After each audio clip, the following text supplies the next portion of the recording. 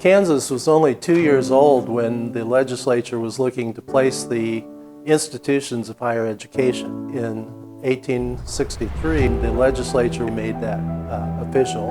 And of course, that year is what we celebrate for the Founders Day. And the first building was actually constructed in what is now Kellogg Circle. On that first day, February 15th, 1865, 18 students joined the new president, Lyman Kellogg, to open the school. Appropriations were made in 1873 to build the second building, the second main building. That was immediately south or in front of the first building.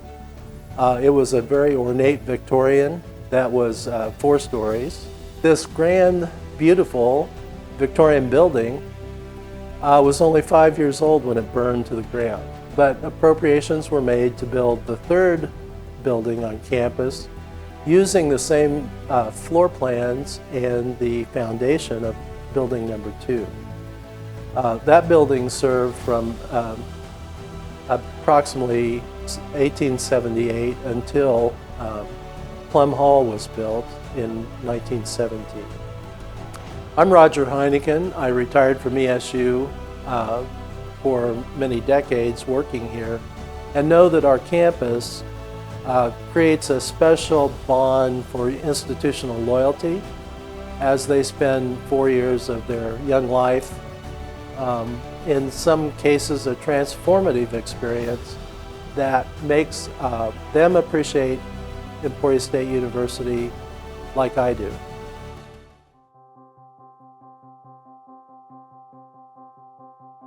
Hi, my name's Lynn Hobson, and I am fortunate in that I have been able to spend almost my entire, academic life at Emporia State University, because as a child, a kindergartner, I started at Butcher School. And that was just so cool to be able to be on campus for my grade school years. I was actually able to go to Roosevelt, which was a junior-senior high school. So during that whole time, both of my parents were also professionals here. So my dad was a faculty member in the math department. My mom was a student affairs professional. So Emporia State has been home since I was a small child. In 1972, Title IX was part of the Education Act, and all of a sudden there was going to be basketball at Emporia High School for girls. And the person who became our coach walked up to me one day in the hallway and kind of tapped me on the shoulder. I turned around and he said, "Hey, we're going to have a basketball team and I'm going to need you to play." I was all in and got to do that. It was really a great experience. When I was a freshman here at Emporia State, the summer before my freshman year in 1974, it was deja vu. Somebody walked into the bindery where I was working and tapped me on the shoulder and introduced herself, said, "I'm Linda Carruthers, and the Hornets are going to have a basketball team and I need you to play." I felt honored to be selected like that, but the lesson out of it for me was those 2 shoulder taps. It's like, be prepared for opportunity.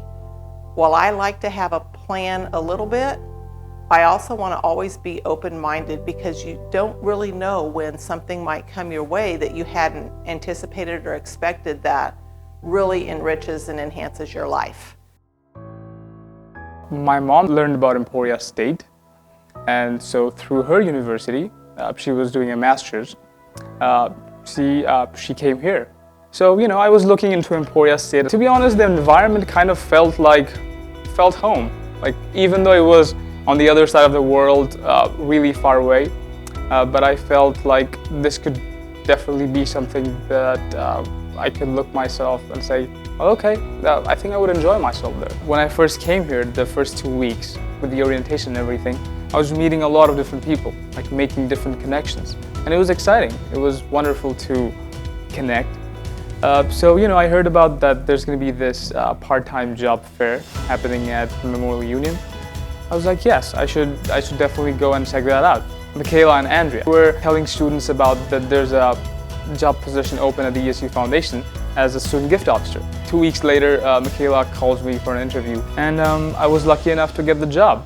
And interestingly, that was my first ever part-time job. I was lucky enough to have the highest pledge number. To sum it all up, I would say that it was definitely an enlightening experience because I really learned what I can become, or like what I can inspire people towards in the future. So I talked to people who were given a chance to go into the military and apply for an officer's position because ESU gave them a degree. It was also wonderful. It was overwhelmingly inspiring, and I really loved my job there. My name is Aswad bin Arif, and I'm a freshman here in Emporia State in my second semester. I am majoring in computer science, and I am originally from Dhaka, Bangladesh.